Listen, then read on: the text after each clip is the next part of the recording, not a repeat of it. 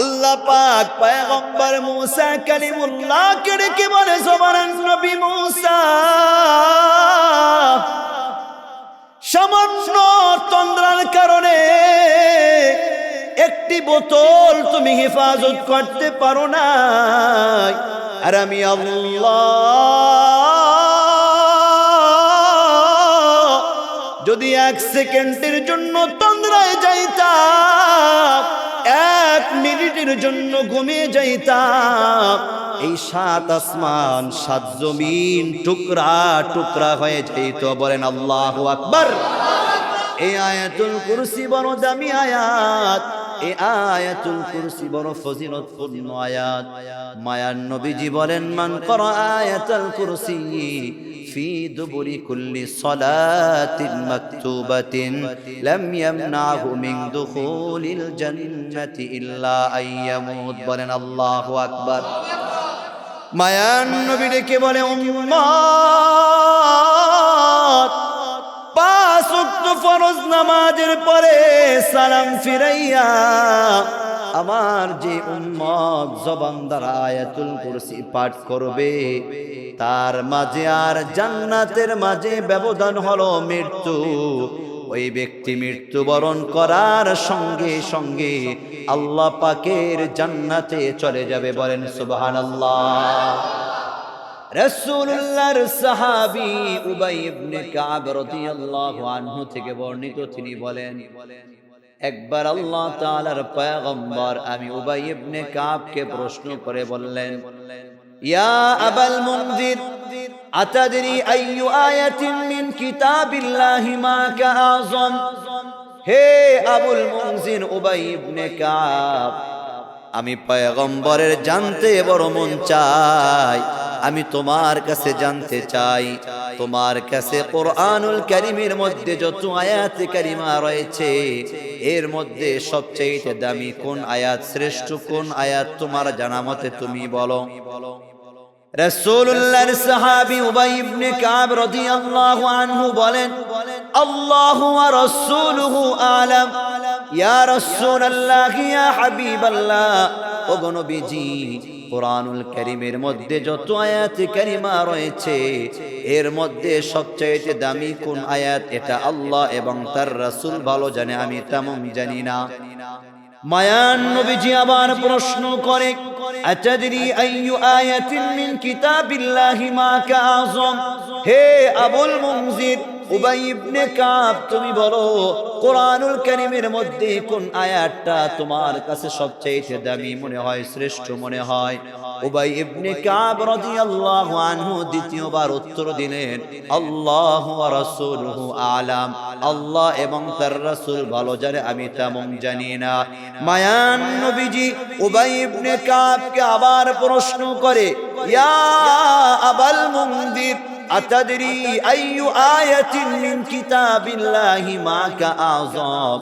হে উবাই ইবনে কাব, আবুল মুনজির, তুমি বলো তোমার কাছে কোরআনের কোন আয়াতটা সবচেয়ে দামি মনে হয়? উবাই ইবনে কাব রাদিয়াল্লাহু আনহু তৃতীয়বার তিনি জবাব দিলেন, ইয়া রাসূলুল্লাহ, ইয়া হাবিবাল্লাহ, ওগো নবীজি, আমার কাছে কোরআনুল কারীমের সবচেয়ে শ্রেষ্ঠ আয়াত মনে হয়, তার নাম হলো আয়াতুল কুরসি। বলেন সুবহানাল্লাহ। মায়ান নবীজি উবাই ইবনে কাব রাদিয়াল্লাহু আনহুর পিঠের মধ্যে হাত রাখলেন, রেখে বললেন, হে উবাই ইবনে কাব, তুমি সত্য বলেছো, আল্লাহ সুবহানাহু ওয়া তাআলা তোমার ইলমের মধ্যে ভরপুর বরকত দান করুন। বলেন সুবহানাল্লাহ। এখানেই শুধু ক্ষান্ত নয়, মায়ান নবীজির পরে জানিয়ে দেয়, হে উবাই ইবনে কাব, শোনো, আয়াতুল কুরসি কত দামি আয়াত। এই আয়াতুল কুরসির 2টা ঠোঁট আছে। বলেন আল্লাহু আকবার। একটি জিহ্বা আছে, 2টা ঠোঁট, আর জিহ্বাটা আল্লাহ তাআলার আরশে আজিমের পায়া ধরে রেখেছে। বলেন আল্লাহু আকবার।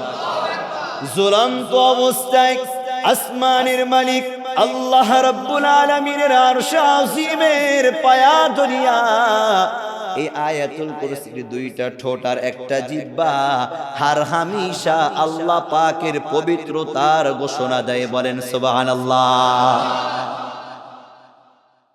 তাহলে মুসলমান একটু আওয়াজ করে বলেন তো, আয়াতুল কুরসির দাম কম না বেশি? আরো জোরে বলেন না, কম না বেশি? কেমন বেশি? এই আয়াতুল কুরসি এত দামি আয়াত,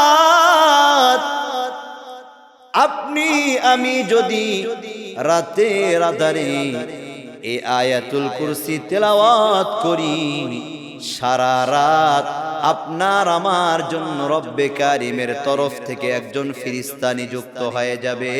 ওই ফেরেশতা সারা রাত পাহারা দিবে, কোন শয়তান ওই বান্দা বান্দিকে ক্ষতি করতে পারবে না। বলেন সুবহানাল্লাহ। আবার বিকাল বেলা পড়বেন, সারা রাত পাহারা দিবে, সকালে পড়বেন, সারা দিন পাহারা দিবে। রাসূলুল্লাহর সাহাবী উবাই ইবনে কাব রাদিয়াল্লাহু আনহু থেকে মুস্তাদরাকে হাকিম এর মধ্যে চমৎকার একটা হাদিস এসেছে। রাসূলুল্লাহর সাহাবী উবাই ইবনে কাব রাদিয়াল্লাহু আনহু থেকে বর্ণিত, তিনি বলেন, আমার একটি খেজুর রাখার ব্যাগ ছিল, থলে ছিল। কি ছিল? চেনেননি আপনারা থলে? ব্যাগ চেনেন? রাসূলুল্লাহর সাহাবী উবাই ইবনে কাব বলেন, আমার একটি ব্যাগ ছিল, ওই ব্যাগের মধ্যে আমি খেজুর রাখতাম। দিন যত যায়, রাত যত শেষ হয়, লক্ষ্য করে দেখি দিন যত যায় রাত যত বেশি হয়, রাত যত অতিক্রম করে ওই ব্যাগ থেকে খেজুর শুধু ক্রমে ক্রমে কমতে থাকে। বলেন আল্লাহু আকবার। উবাই ইবনে কাব আশ্চর্য হয়ে যায়, কি ব্যাপার, কি ব্যাপার? ব্যাগের মধ্যে খেজুর রাখলাম, রাত যখন শেষ হয়ে যায় প্রতিদিন একটা দুইটা করে খেজুর শুধু কমতেই থাকে, কমতেই থাকে। উবাই ইবনে কাব আশ্চর্য হয়ে চিন্তা করলো, আমি রাতের আধারে আমার ব্যাগ পাহারা দিব। আল্লাহু আকবার বলেন। কয় খেজুরের ব্যাগ পাহারা দিব। রাসূলুল্লাহর সাহাবী উবাই ইবনে কাব রাদিয়াল্লাহু আনহু বলেন, সারা রাত পাহারা দেওয়ার জন্য এশারের পরপরই আমি দাঁড়িয়ে রইলাম, আমার খেজুরের ব্যাগ আমি পাহারা দিব। হঠাৎ করে লক্ষ্য করে দেখতে পেলাম, জন্তুর ন্যায় একটি মানুষ আসিয়া, জন্তুর মতো তবে চেহারাটা মানুষের আকৃতি ধারণ করিয়া একজন আসিয়া আমার ব্যাগ থেকে খেজুর নিয়ে যাচ্ছে। বলেন আল্লাহু আকবার। আমি তাকে সালাম দিলাম, কিছুক্ষণ পরে সে আমার সালামের জবাব দেয়। আমি তাকে জিজ্ঞেস করলাম, আনতা জিন্নুন আম ইনসানুন? তুমি কি জিন নাকি তুমি মানুষ? তোমার চেহারা সোনার দেখলে তো চতুষ্প জন্তুর মতো মনে হয়, হাতগুলো চুলগুলো কুকুরের চুলের মতো, তুমি জিন নাকি তুমি মানুষ বলো? এবার তিনি উত্তরে বললেন, আমি হইলাম জিন, তবে সাধারণ জিন নয়, জিনদের মধ্য থেকে সবচাইতে শক্তিশালী জিন হইলাম আমি। বলেন আল্লাহু আকবার। রাসূলুল্লাহর সাহাবী উবাই ইবনে কাব রাদিয়াল্লাহু আনহু বলেন, আমি আশ্চর্য হয়ে গেলাম। আমি জিজ্ঞেস করলাম, তুমি কেন এসেছো এখানে? ওই জিন উত্তরে বলল, আমি শুনেছি আপনি আল্লাহ তাআলার পয়গম্বরের সাহাবী উবাই ইবনে কাব, আপনি মানুষকে সদকা করতে ভালোবাসেন, মানুষকে আপনি বেশি বেশি খেজুর সদকা করেন, এই জন্য আপনার বাড়ি থেকে খেজুর নেওয়ার জন্য লাগাইবা, দেহটা লাগাইবা, তখন জবান দ্বারা আয়াতুল কুরসি পাঠ করবা। কয় আয়াতুল কুরসি পাঠ করলে কি হবে? এবার ওই আগন্তুক তিনি বললেন, লা ইয়াজাল আলাইকা মিনাল্লাহি হাফিজুন ওয়ালা ইয়াকরাবান্নাকা শাইতানুন হাত্তা তুসবিহা। বলেন আল্লাহু আকবার। তুমি যখন রাতের আধারে বিছানায় চলে যাইবা, আয়াতুল কুরসি পাঠ করে ঘুমাইবা। ঘুমাইলে কি লাভ, কি লাভ? তোমার জন্য আল্লাহর তরফ থেকে ফেরেশতা নিযুক্ত হয়ে যাবে, সকাল পর্যন্ত তোমাকে পাহারা দিবে, কোন শয়তান তোমার কাছেও আসতে পারবে না। বলেন আল্লাহু আকবার। আবু হুরায়রা কয়, আমল তো পাইলাম, যাও তৃতীয় দিনও ছেড়ে দিলাম। সুবহানাল্লাহ। তৃতীয় দিন এবার ফজরের পরে রাসূলুল্লাহর কাছে গিয়ে বললেন, পয়গম্বর, প্রথম দিন ছেড়ে দিয়েছি, দ্বিতীয় দিন ছেড়ে দিয়েছি, তবে তৃতীয় দিন ছেড়ে দিয়েছি এমনি ছাড়ি না, একটা আমল পাইছি। সুবহানাল্লাহ। কি আমল? পয়গম্বর, এই লোক তো আমাকে এই কথা বলেছে, আয়াতুল কুরসি তেলাওয়াত করলে নাকি শয়তান কাছে আসতে পারে না, রাতের আধারে তেলাওয়াত করলে নাকি আল্লাহ পাকের তরফ থেকে ফেরেশতা নিযুক্ত হয়ে যায়। আল্লাহ তাআলার পয়গম্বর তিনি বললেন, আবু হুরায়রা রে, তুমি যে আমলটা শুনেছো সত্য শুনেছো। বলেন সুবহানাল্লাহ। তবে আবু হুরায়রা, তুমি কি জানো এই 3 রাত তোমার কাছে কে এসেছে? আবু হুরায়রা কয়, না পয়গম্বর, জানি না, জানি না।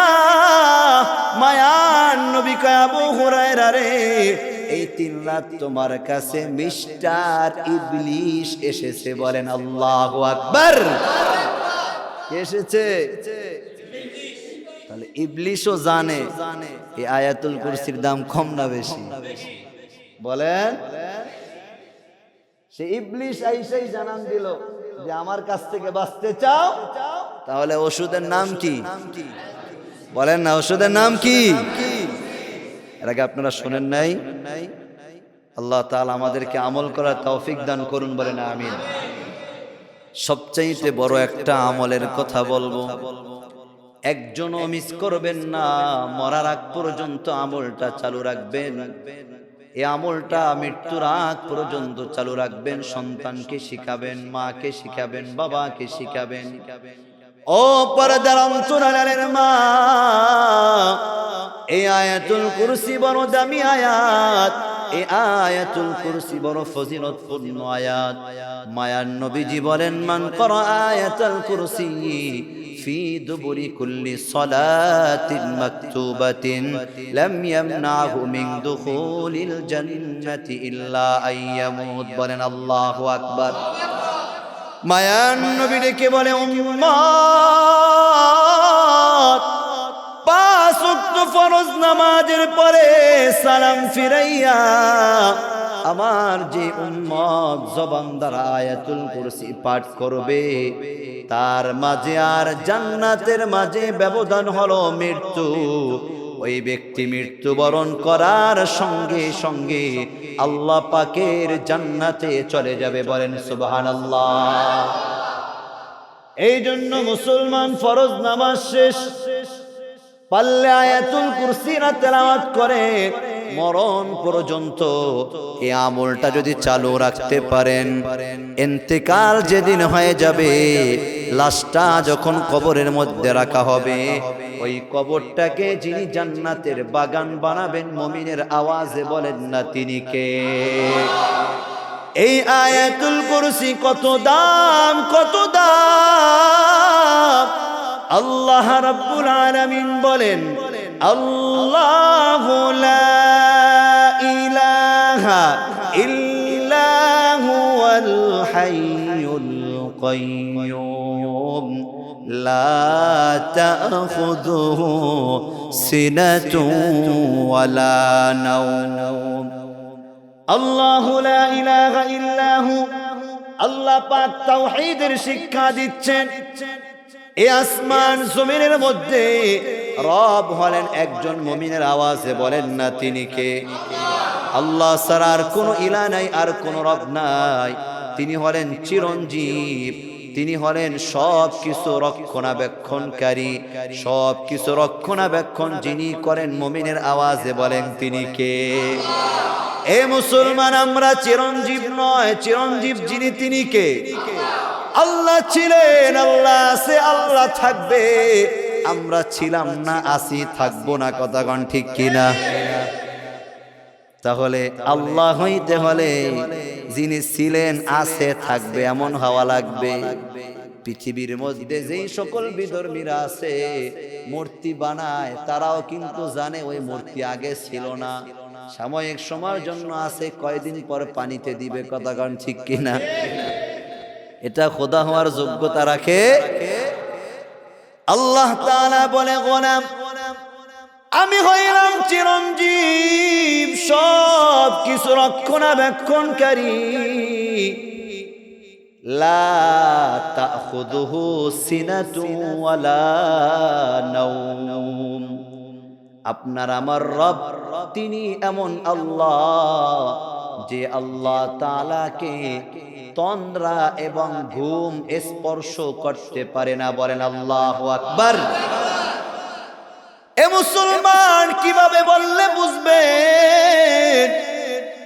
ঘুম আল্লাহ তাআলার কাছেও যেতে পারে না, তন্দ্রা মানে জিমানি এটাও আল্লাহ তাআলাকে স্পর্শ করতে পারে না। তন্দ্রা বোঝেননি? এটাও আল্লাহ তাআলাকে স্পর্শ করতে পারে না। আমার আল্লাহ হার হামেশা সব কিছু দেখে এবং সব কিছু বোঝে। কথাগণ ঠিক কিনা?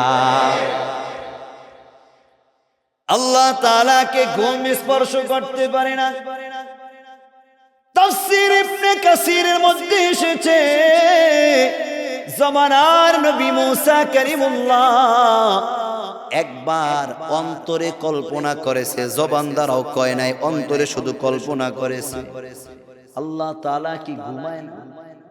আল্লাহর কি তন্দ্রা আসে না?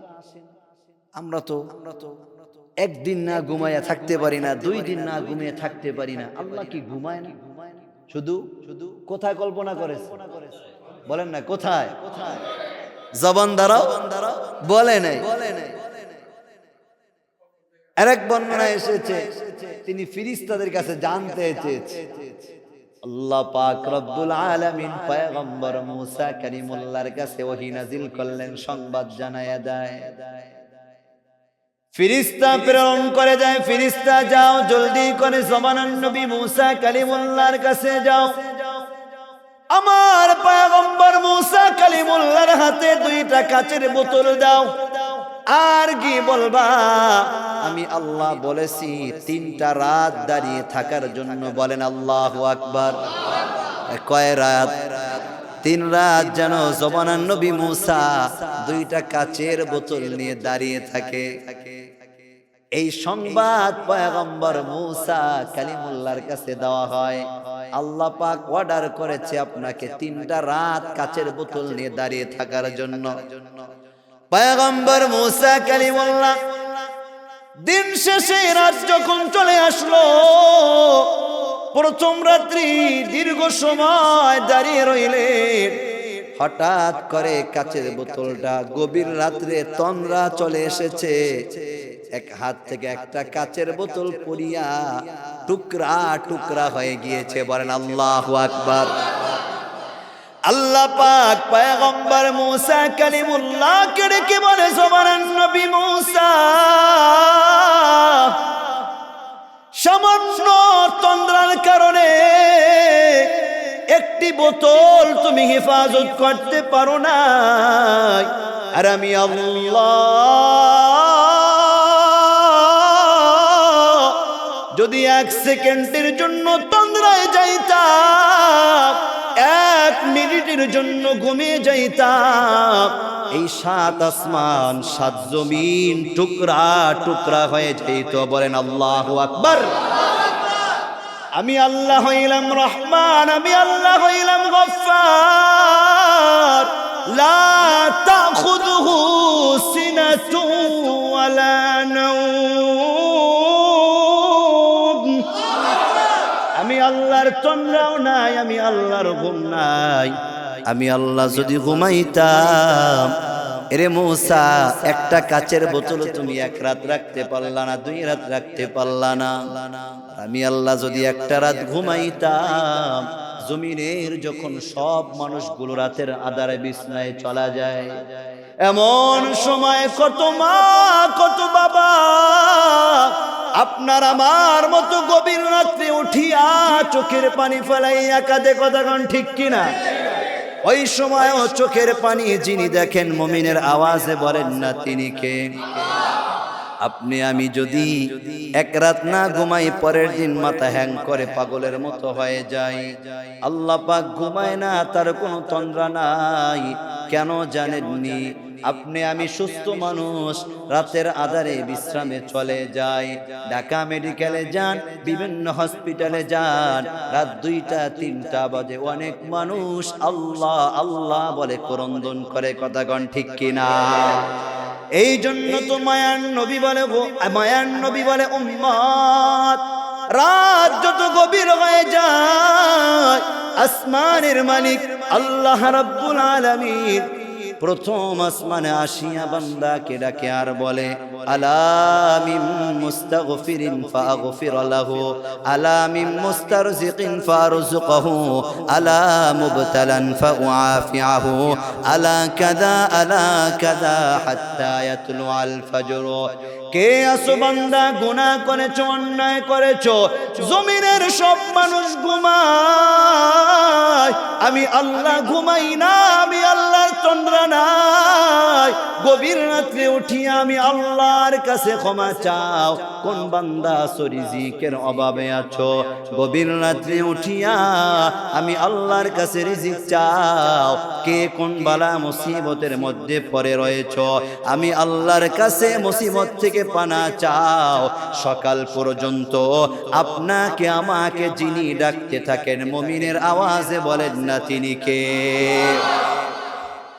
আল্লাহ পাক ঘুমান না, তার কোনো তন্দ্রা নাই। বিশ্বাস হয়? কি বলেন, বিশ্বাস হয়? লাহু মা ফিস সামাওয়াতি ওয়া মা ফিল আরদ, আসমান জমিনের মধ্যে যা কিছু আছে সব কিছুর মালিক একজন, মুমিনের আওয়াজে বলেন তিনি কে? একটু আরো জোরে বলেন না তিনি কে? মান যাল্লাযী ইয়াশফাউ ইনদাহু ইল্লা বিইذনিহি, আল্লাহ পাক যাকে চাইবেন তিনি ছাড়া আর কেউ সুপারিশ করতে পারবে না।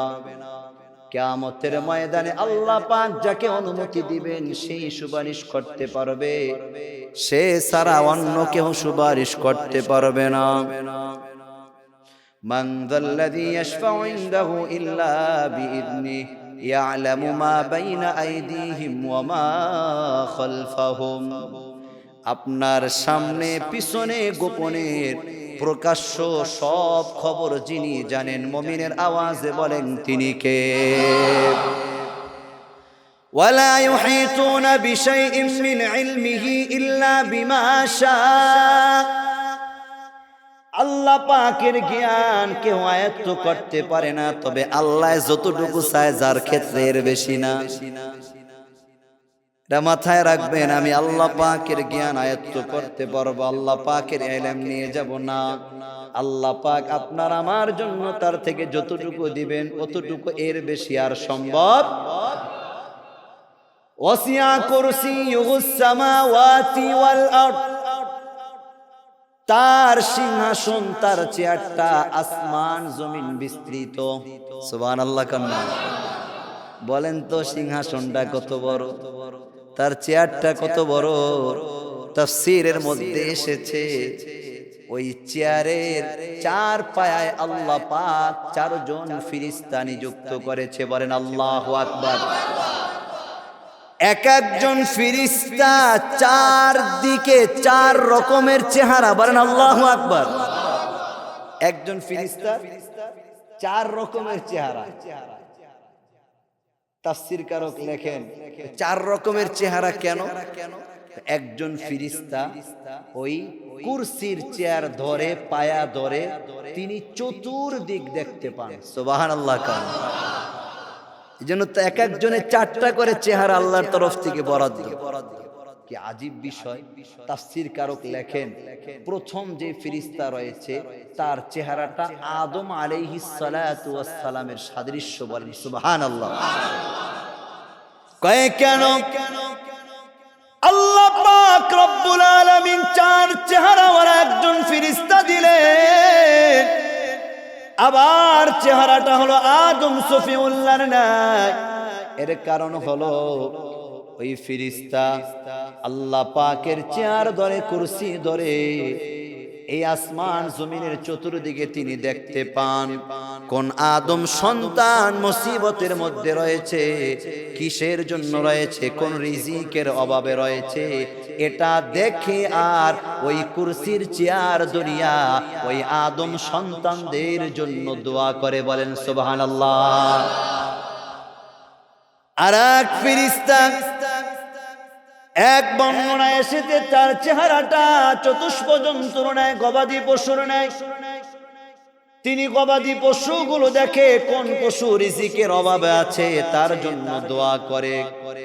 আর এক ফেরেশতা সিংহের মতো, চতুষ্প জন্তুর মতো তার চেহারা, সে ঘুরে ঘুরে দেখে আর কোন চতুষ্প জন্তু অভাবে আছে, কষ্টে আছে, রিজিকের অভাবে তার জন্য দোয়া করে।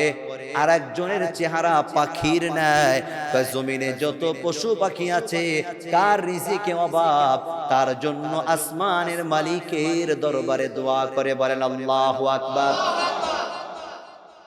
এই দামি চেয়ারটা কার? বলেন না, চেয়ারটা কার? আরো জোরে বলেন, চেয়ারটা কার? একটা কথা আছে আমাদের দেশে, চেয়ারে ওঠে যে গিয়ারে ওঠে সে, ঠিক না? তবে মাথায় রাখতে হবে সব চেয়ারের মেইন চেয়ারে যিনি বসবেন তিনি, যিনি আছেন তিনি কে? আল্লাহ। এটা যেন মাথায় থাকে। সুতরাং চেয়ার পেয়ে বিষয়টা এমন যেন না হয় আমানতের খেয়ানত হয়ে যায়, তাহলে কিয়ামতের ময়দানে ধরা খাওয়া লাগবে। কথা কোন ঠিক কিনা? তাহলে আয়াতুল কুরসির মধ্যে যা আছে এর দাম কম না বেশি? 5 ওয়াক্ত নামাজের পরে পড়বেন তো ইনশাআল্লাহ, রাতে ঘুমের আগে পড়বেন তো ইনশাআল্লাহ, এবং সকালে পড়বেন তো, বিকালে পড়বেন তো। 7 সময় আয়াতুল কুরসি পড়বেন। কয় সময়? 5 ওয়াক্ত ফরজ নামাজের পরে 5 বার, রাতে বিছানায় যাওয়ার আগে একবার, 6 বার। আর একটা হলো প্রতিদিন ফজরের পরে এবং মাগরিবের আগে, ফজরের পরে এবং এই 7 সময় আয়াতুল কুরসি পাঠ করবেন তো ইনশাআল্লাহ। কি করা যাবে তো ইনশাআল্লাহ? না আপনাদের বিশ্বাস হয় না? বিশ্বাস বেশি পড়লে তো নূরুন আলা নূর, তাহলে তো হার হামেশা।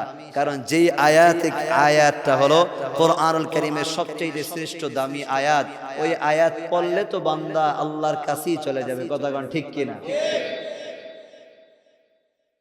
কোরআন এমন একটা জিনিস, কোরআন আপনার আমার জন্য এমন একটি গাইডলাইন, এটাকে যদি হার হালতে সর্বদিকে আমরা ফলো করতে পারি, আপনার আমার জীবনটাকে যিনি উজ্জ্বল করবেন তিনি কে?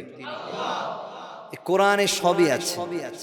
জীবন পরিচালনার জন্য আল্লাহ পাক যেমনি ভাবে খারাপ কিছু তৈরি করেছেন, সেখান থেকে বাঁচারও আবার মেডিসিন দিয়েছেন। কি বলেন, দিয়েছেন না?